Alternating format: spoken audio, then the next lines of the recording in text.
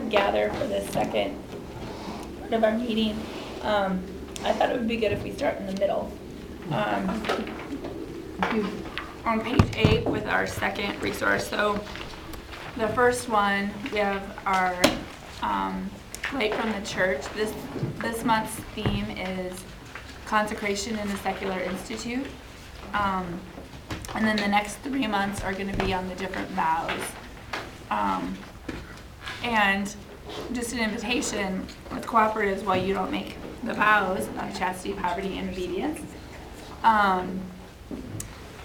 all the faithful are called to participate in the evangelical councils and live the spirit of chastity, poverty, and obedience. So as you receive the materials, to see how the Lord's inviting you, and in a particular way as cooperatives, this radical yes to the gospel life and the gospel maximum, to read it from that perspective and through that lens, that there's an invitation to the more of following Jesus, and through those evangelical counsels of chastity, poverty, and obedience. So that's just kind of a preview of the context of where we are. And so this month we have a writing from excerpts from Vita Consecrata, the document on consecrated life, Pope John Paul II. So it's an excerpt from it. It's a fairly long document. And then the next from our founder, from the Program of Spiritual Life. That's a very nice section of that. And then finally from an excerpt from the Acts of from the General Assembly, from the content of the General Assembly. So we should be receiving, before the end of the year, the Acts of the General Assembly, and we'll have an opportunity to read through those and then have some kind of updating also to kind of give you context and orient us from this next quinquennium from that resource. So just to know that will be coming in the near future. Before I forget though, and we start, while I have everyone's attention, we'll send out an invitation as well. But if you want to mark your calendar for December 29th, it's a Sunday. We'll have a gathering of our Pro Sanctity family with 4:30 evening prayer followed by dinner. Your husbands are of course invited. Your families are invited. And someone's birthday might be the next day. So might be. Who resembles that? You said 4:30? 4:30, yeah. There's a lot of December birthdays. That's There's a lot of December birthdays. Anybody's December should be on this list. So anyways, we'll send out an invitation, but that will be coming up. Potluck or what? No, I think No. just come and enjoy, receive. I'm going to make roast. You're gonna make roast? Is that what you said? I've been making a roast out here for a long time. Okay. There's been a plan that keeps getting thwarted. Hopefully I didn't make the roast that was yours today. You did. It was good. But so I thought we would start in the middle with our founder's words, since it's a good place always to orient ourselves from the scripture and to our founder. So it's Resource 2, Program of Spiritual Life, in case your page numbers are different. Oh yeah, what page? It's page 8 if it's the Okay. exact way the document came to you. And so I thought if we could read aloud the different sections, in case it's been a little while, and then discuss the different sections together as we go along. So I'm not going to do the reading out loud, so if someone would like to volunteer to do the first part to love, start. that would be great. Thanks. I can pronounce everything. Okay. As to love. However, is that the right place? Correct. However, it is not enough to know the world. If a physician had wonderful skills and unequaled knowledge of his profession, but did not have a heart with which to love and to understand, he would be ignored by many of his patients. who would, to say the least, find him lacking. Let us learn from Jesus how to love the world, from Jesus who cries over the people of Jerusalem, Jerusalem, Jerusalem, how often have I wanted to gather your children together, but you refused. Let us learn from St. Paul how to love our world. St. Paul, Christ's athlete and unbeatable warrior, had deep inner feelings of love and charity toward his brothers. Indeed, I could even wish to be separated from Christ for the sake of my brothers, my kin, according to the flesh. And turning toward the Christians, he said, I will most gladly spend and be utterly spent for your sakes. If I love you more, am I to be loved less? Let us love our modern times, love the century in which we have been placed by providence. We wish to be holy, to cultivate holiness, but we wish to do this in our own times and according to the needs of our world. We wish to be the saints of our modern world.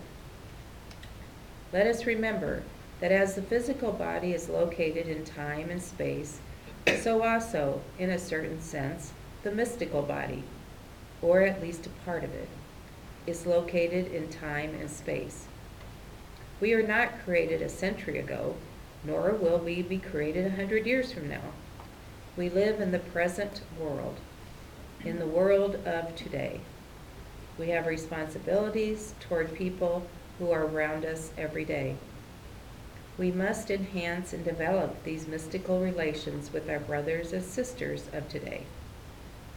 Let us try to live as intensely as possible the life of the mystical body as the Lord offers it to us today in the present environment. We are to be responsible for our brothers and sisters of today, and perhaps partially responsible for our brothers and sisters of tomorrow, but not for our brothers and sisters of yesterday. The unproductive looking back to the past with the tiresome exaltation of the times gone by is not only an essentially fruitless occupation, but also a spiritually harmful one. I invite you to take a moment and pause and notice what in that section struck your heart and caught your attention. How you hear the founder speaking to you through his words.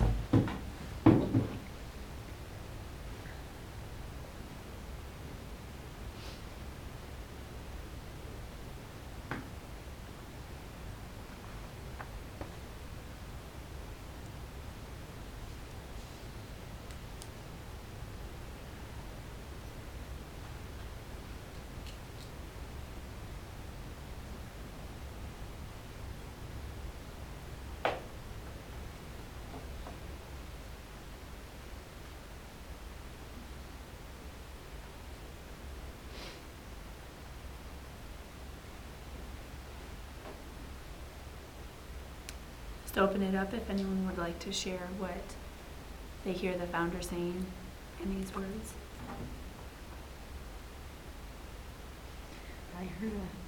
I heard him say not just to love our modern times and love this century, but also to love my family. And that the unproductive looking back to the past and is an essentially fruitless occupation and also a spiritually harmful one. Experienced that yesterday. Fresh. Yeah, it's fresh. It's very fresh, yes.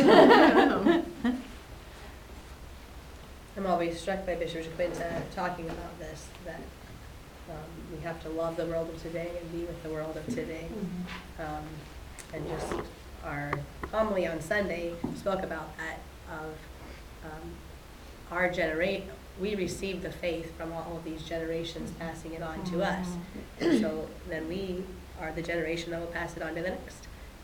So my living in this time and space does affect the next one, but not by trying to affect the next one, but by living this today out of, in a way to spread holiness. And that's what our founder calls us to, living as intensely as possible the life of the mystical body as the Lord offers it to us today. So in that whole in view of the whole mystical body and not even just my little area, but that this is much bigger than it looks, but also a lot of help from the angels, which are not from the mystical body, but they help the mystical body very much. A word that really jumped out at me was responsible. I mean, we need to love this century. We're in this century. You know, God placed us here, and you know, on bloom where you're planted. But not just bloom, but you know, we are to be responsible for our brothers and sisters, and perhaps partially responsible for our brothers and sisters of tomorrow. And we have responsibilities towards people who are around us today. You know, and so it's like, oh, what are my responsibilities, you know? If I am to be responsible, what are they? And then all I can think of is just to be a gift to people representing God. I mean, you know, you can't be beating anybody over the head, but if you're just present and if you're not afraid to say, you know, God is good, or, you know, what God has done in my life, and just to be a witness is probably my responsibility right now. So, but that word just really hit me for, you know, how he does that sometimes like that. For me, is to love others to the maximum and to enforce the words of St. Paul, really. I was thinking, you know, if starting from the family, for you spouses, you know, to love your spouse to the maximum, for us, the community, the people around us, so that they, how is this demonstrated? Is it through tenderness, gentleness, listening, and it makes a difference in the family and the neighbor. To the point, you know, it says here, the report in St. Paul, that I even spend myself utterly for others, you know. It doesn't matter if they respond or don't respond, but the important is that we really love like Jesus has loved us. I continue just to affirm that, and also to pay attention to the fact that we each have a different role, interns, externs, in our cooperatives. When we think about our externs, I can just see a huge world, you know, coming at them. I think that's it could be overwhelming, but 1 + 1 = It is. And yet that's exactly immersed in the world, you know, in the midst of all kinds of chaotic things as well as beautiful things, learning to discern. So it speaks to me of that gift that we've been talking about a lot in our environment these last couple years, is discernment. You know, the power to discern, is this of God or is this of me and my ego? I'm going to do all these things. What does God want?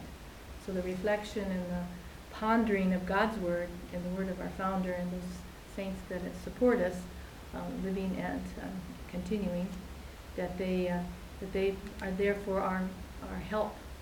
So we're just a tiny little blotch on a piece of paper someplace, but we can change the world through the gifts that God has given us. Period. Just the great awareness that God works through us, but to recognize who we are as interns, externs, and cooperatives, and then the spray of wonderful people through the movement. So we have an opportunity to make a difference whether we notice it or not. So it's good to notice, but we don't always see it. Sometimes it's a hidden gift. We'll find out in heaven. I can't wait.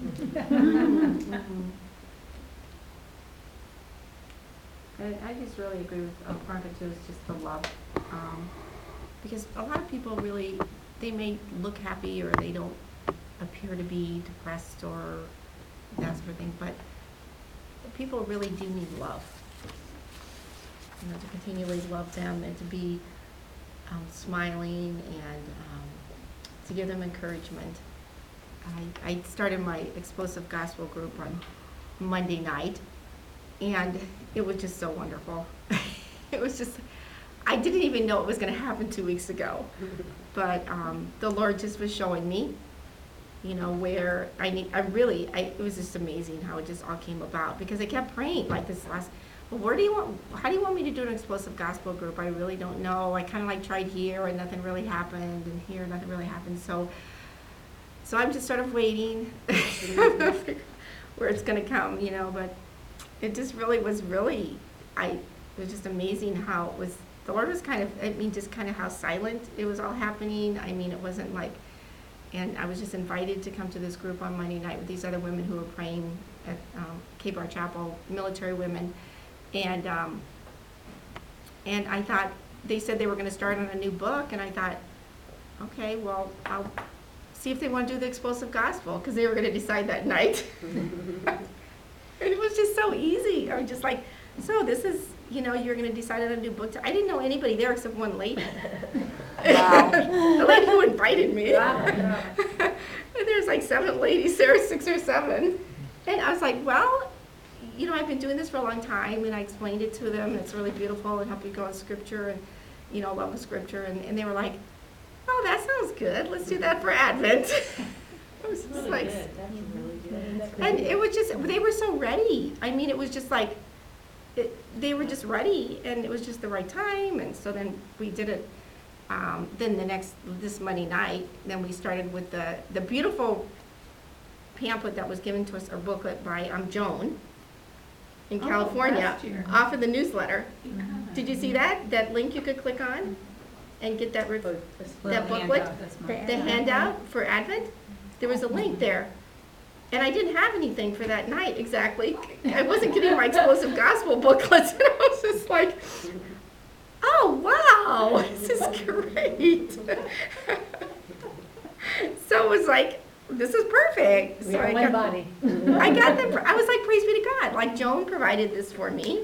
And I was like, this is perfect. And then I brought them to the meeting, and they were all looking, wow, that's really beautiful. And I was like, yeah, isn't it? The cover, it was this beautiful cover, and they were just like in awe of this booklet. And then we did it, and afterwards they were like, wow, thank you. And I was like, wow, thank you. I mean, they're just a beautiful group of women. And it was just like, so I was just like, oh, this is nice. Yeah, that's cool. Yeah. When I was reading this about today, he's very clear that he's talking about today. And I realized that, just, I guess, because of my age, I've kind of felt like my time was earlier. And that now, you know, I can maybe look back at stuff and watch other people today, but I wasn't feeling that I don't know, I wasn't feeling that responsibility. I wasn't aware of my responsibility for today. And this was sort of like Bishop Jaquina saying to me, well, are you alive today? And I said, well, yeah. And so then, this for you. Which, I mean, I think, I don't know if I would have noticed it as much as, you know, I started school, and I said to my husband that I'm realizing that there's some neurons firing that weren't firing for a long time. And so, Totally understandable. maybe I've been letting some things go to seed. And, anyway, so today, and responsibility, and time to wake up. Father Delp, wake up. Okay.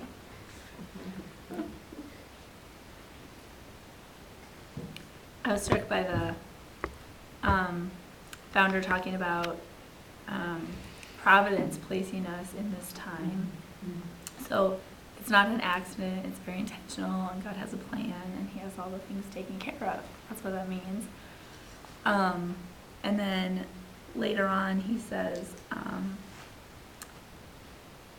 that we're responsible for the life of the mystical body as the Lord offers it today.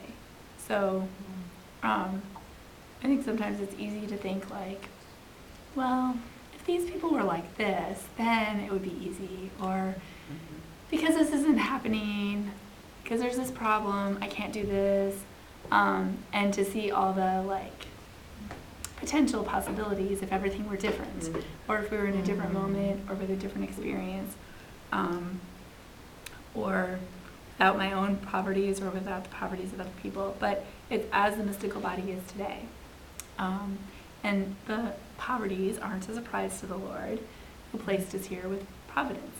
And so it's actually the particular field in which the Lord is placed us, with the weeds and the wheat. And this is where we can personally become saints, but also invite our brothers and sisters. So just really trusting in like the perfection of God's plan, especially when it doesn't really look very perfect. Mm-hmm.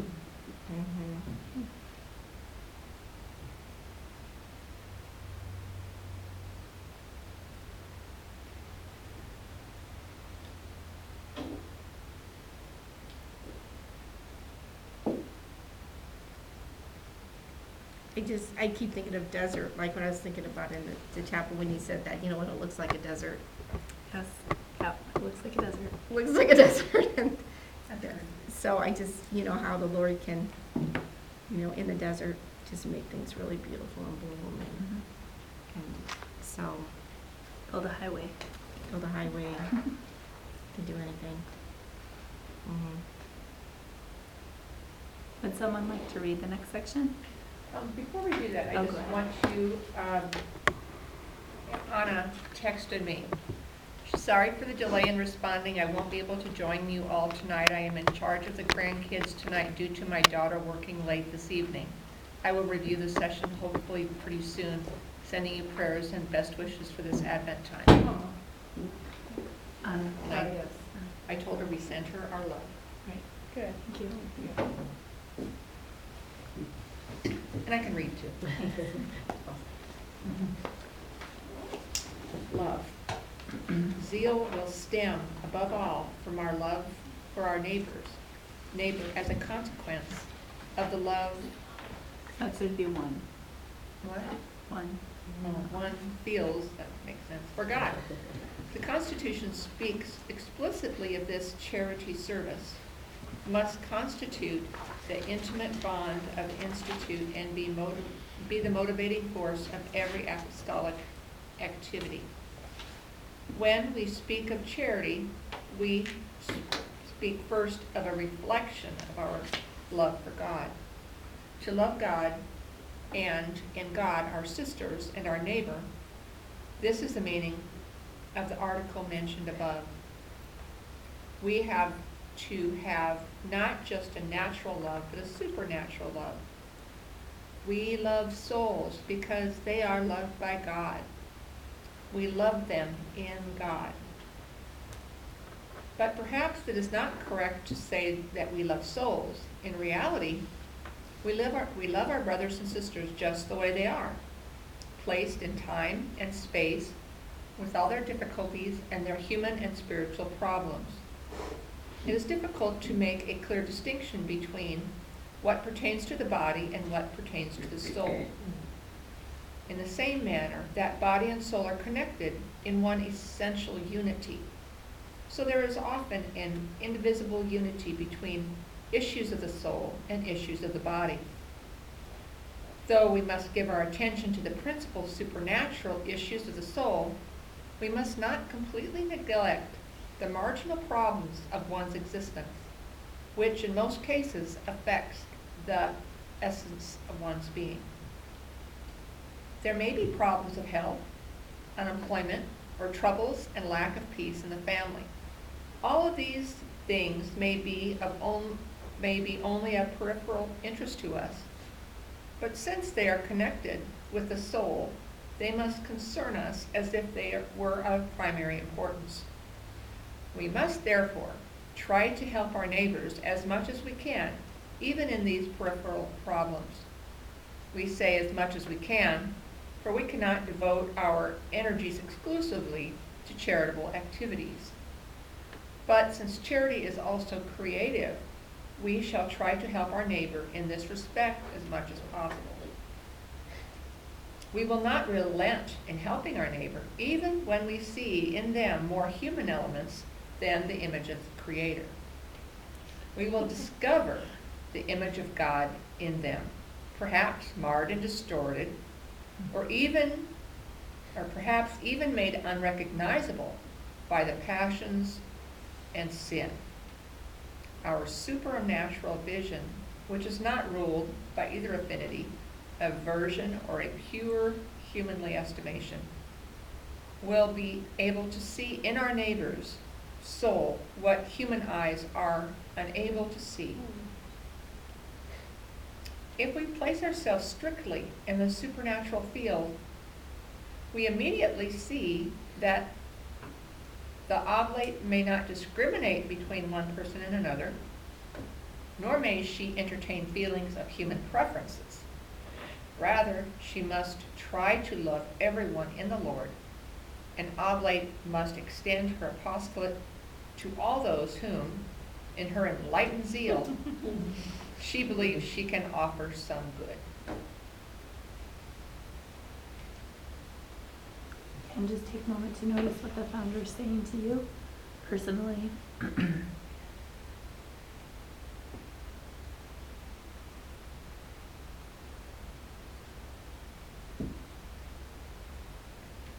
That paragraph, we will not relent in helping our neighbor, that was quite powerful. As we were reading now, I saw that we will discover the image of God in them. Well, the thing is that the image of God is in them somewhere. They're created in the image of God, and it's so easy sometimes to forget it, to forget that when our senses see all kinds of marred and distorted things, and just, the image of God is there. This just really spoke to me about work. 'Cause we've just had this whole generational change at work where people have retired, and we have millennials being hired. So, then there's those of us who've been there, and, so all of it, just starting back from the last paragraph, that we're called to love our brothers and sisters, and just there really is a difference in how people work, and understanding that, and dealing with that, just that's one of those things of the body. It's one of those things, very human, marred, and but just the reminder that we love souls, and so we must find a way to make this, instead of, I was really struck by that providence. You're born at this time, and this is what's going on in this time, and you are here for a reason. And so it's just such a beautiful reminder of, don't just look at the natural, but look at the supernatural. What's the big picture, and how can you pray, and how can you love, and how can you be in relationship with, and it's funny how even they will say stuff about their generation. Oh, don't take that seriously. That's just so need to ask, okay, what exactly should I take seriously? Anyway, it's a learning curve, and there's just so much at work of going backwards, and how unproductive that is to go backwards. It's just unproductive to look backwards. You're not going backwards, you're going forward. So. I noticed that Bishop Shaquinta helping to show us where our energy should be focused, because everything else he writes about is assisting people in the interior life so they can grow in holiness through their relationship with God, formation of conscience so that they can actually be, what that looks like in living out their faith. And so he talks about that we're not supposed to get drawn into these other things, like serving at soup kitchens, which is really a good thing, but that's not where we're called. But it's very tempting because our arena, you can't see the fruitfulness as well. It doesn't look as urgent. But then he also puts this in to his writings, that to not over spiritualize things too. When you see someone, it's not that you're just seeing no body, right? But that we're affected by everything. And so he talks about health, unemployment, troubles, that these are a peripheral interest to us, because that's not our focus, but they affect the person, and so we care about the whole person. And so to teach about the interior life, then you have to address, you're going to tell Jesus all about this, and we really care about your health too, instead of that being one thing and this being another. So it just helps us, when you look at how pro-sanctity happens here, that's what I see, is this real care for the person. And so then people feel welcomed, and we're interested in them. And so we're willing to help and be hospitable. And those things are so important to our institute and movement. And so that he brings that in so that we don't over-spiritualize, well, that stuff doesn't matter, or the other way around. To look at the whole person. And I see that when we grow in this type of love, then sometimes as human beings, some people are more appealing, some people are not. Some people have completely different ideas, different ways of living. So in my heart I say, oh my Lord, he is so ugly, so I hear a voice inside, he's my son. It's really, I had an experience. I was in Tivoli when Bishop Giaquinta was alive, and a priest was not so much in favor of the founder. He was always writing negative things about him. So one day I was at Tivoli, and the doorbell rang. I went to open, and this priest was coming to visit the founder. So I went to the office. I said, Monsignor Giaquinta, Father so-and-so is here to come to see you. He jumped from the chair with a big smile. And then I said, but did you hear the name?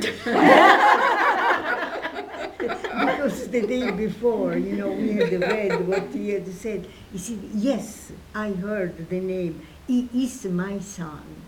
Believe me, my dear, it changed. I remember, after so many years. Because it's easy, to love people who are very nice, kind, gentle. But the others, instead, we have to be in a special way to forgive. Because sometimes, really it's not so easy, But we have to reach out to those people who are far away from us, especially during this Advent season, Sometimes it's also among relatives, For sure. That is true. There are difficulties, but just instead, to be there present, something will happen. Yeah. Easy, not easy, but we have to.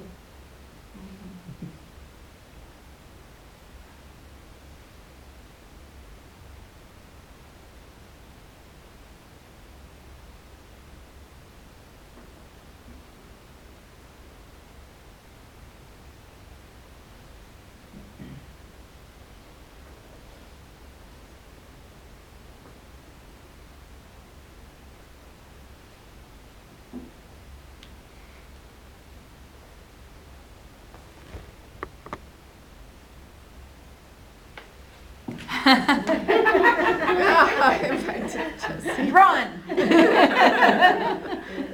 Well, I was just noticing that Pope Benedict copied our founder. Pope Benedict talks about this in his encyclical on love, Deus Caritas Est, about having supernatural vision that we can see with these eyes, and he talks about this love which each person yearns for, that they can be looked upon with this love. So anyways, I just thought it's really, there's a lot of resonance often in our founders' writings with some of the great saints and holy people of the church. And so Hi, because it now we comes know from where God. Pope Benedict got it. I don't think he cited our friendship. I could remember where I heard it. Saw it somewhere. Read it somewhere, can't remember. So if we hear it from both of them, we probably should listen.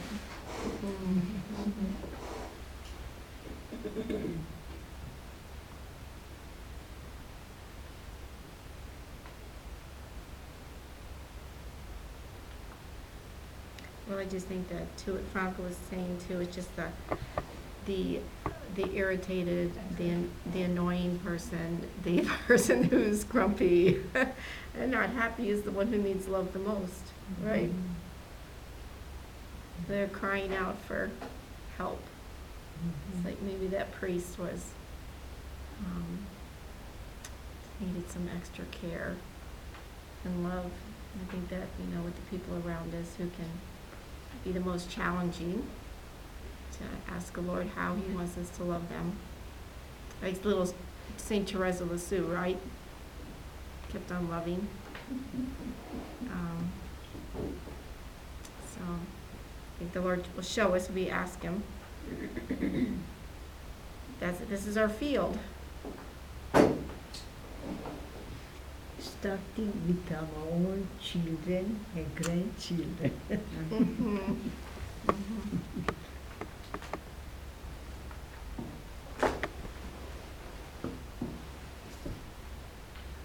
Something's been on my mind, I think, since we started our reflection, so I'm just gonna talk for a few minutes. I'm gonna try to hit the right topic, but I think it kind of all covers, and I'm gonna ramble because I talk when I think, so my thoughts come out when I talk. So,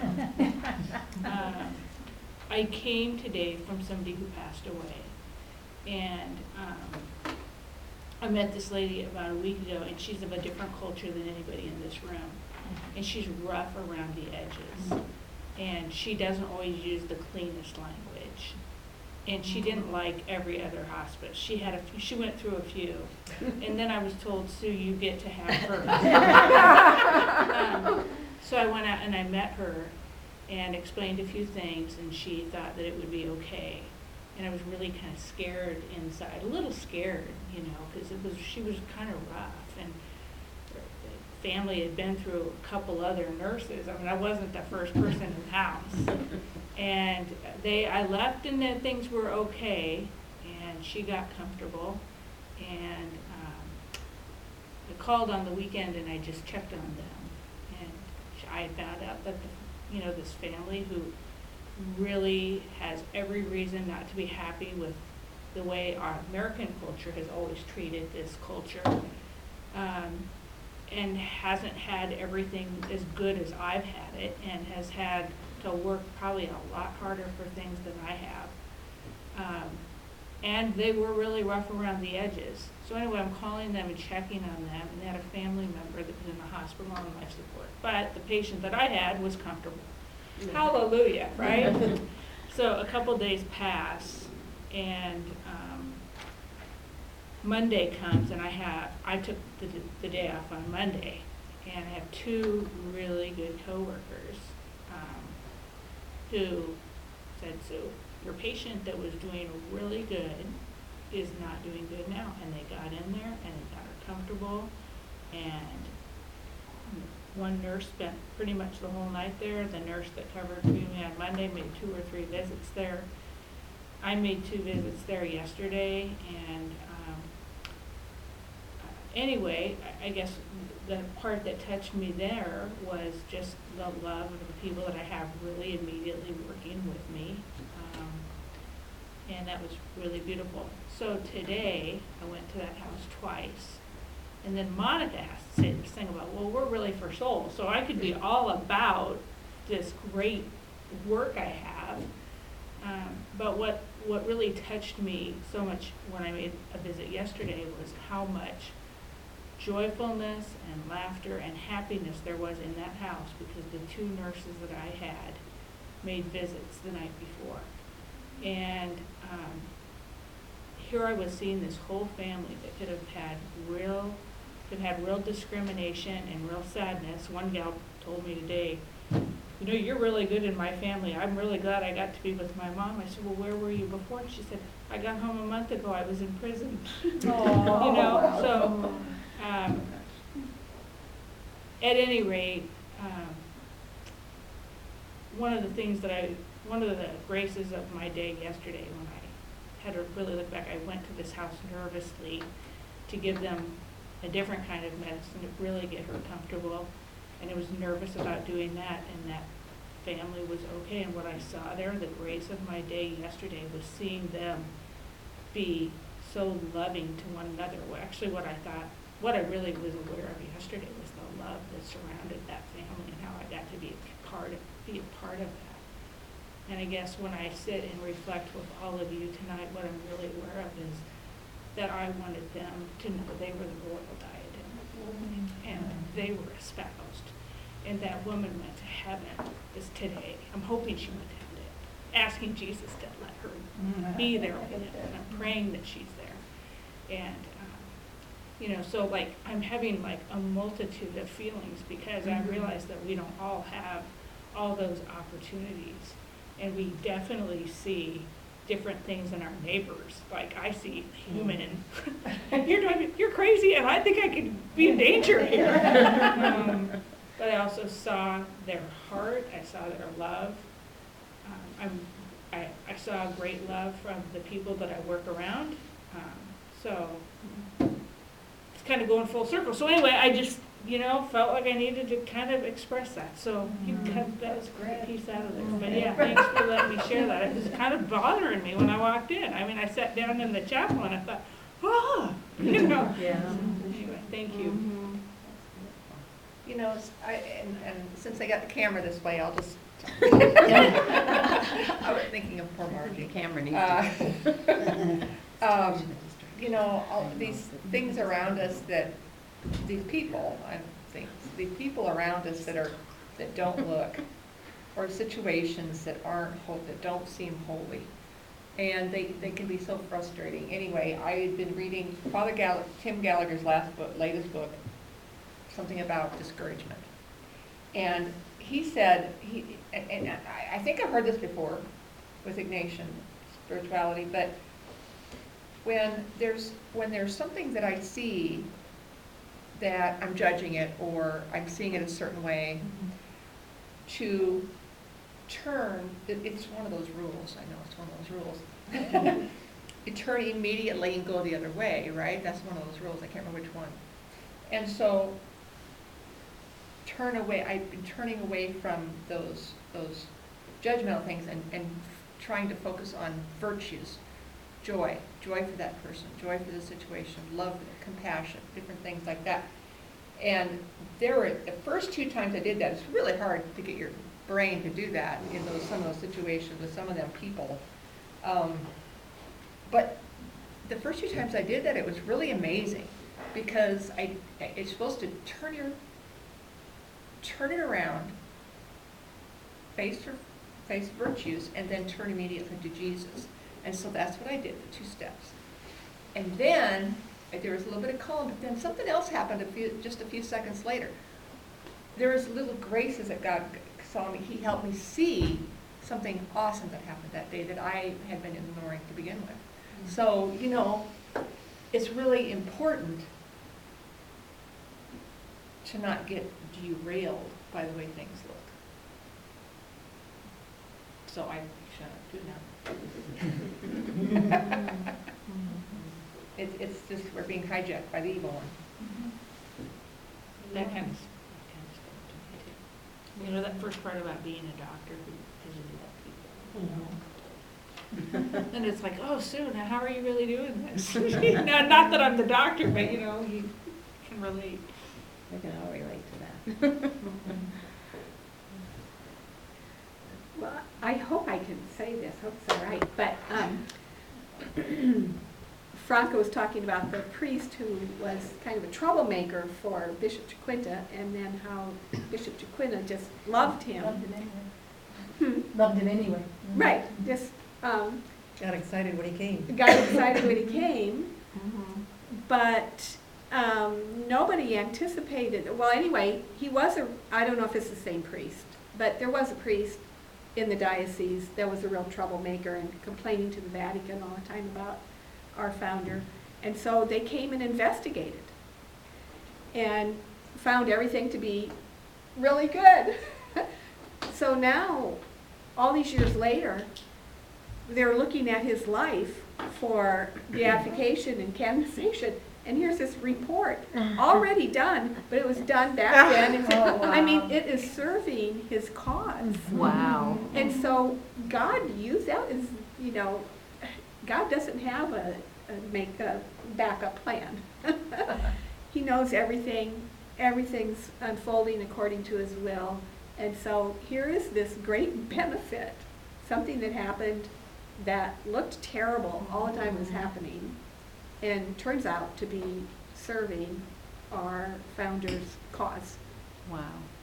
It was done Really back then, cool. and now, you know, the world's a little messier now, and we maybe want more information, and more, well, we have it. We have it. So, we have that priest to thank.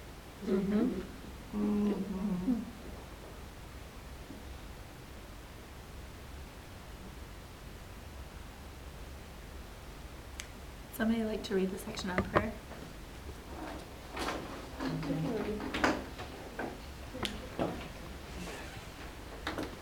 The oblate will also realize that her apostolate cannot be fruitful if based only on human strength. There is a hidden strength that is more real and that does